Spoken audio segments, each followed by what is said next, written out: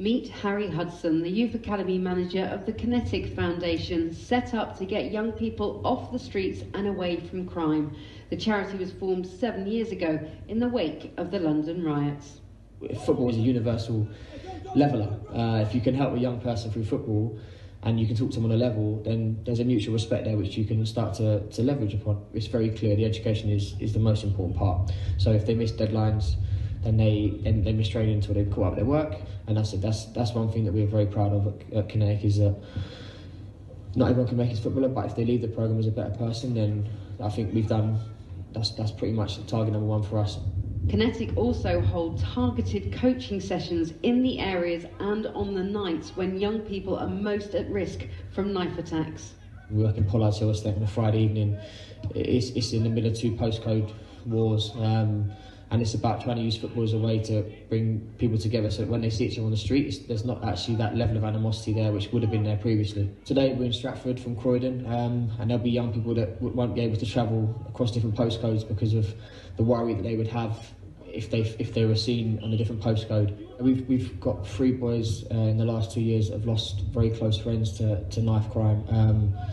One of the young people in particular was with his friend when he was murdered, and it was very difficult for us as a small organisation with limited resources to support him in the way that is needed. What we try and do is build as many factors and pillars around them as possible so that in that split second when they can decide to either pull out a knife and stab someone or walk away, that they think, I've got this to lose. And Kinetic has proof there is everything to gain, boasting an impressive list of professional graduates, with one defender leaving this South London charity for a club in the Champions League.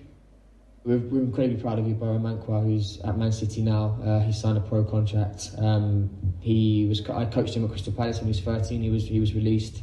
At that stage in his career was deemed not good enough, and then was with us for 2.5 years.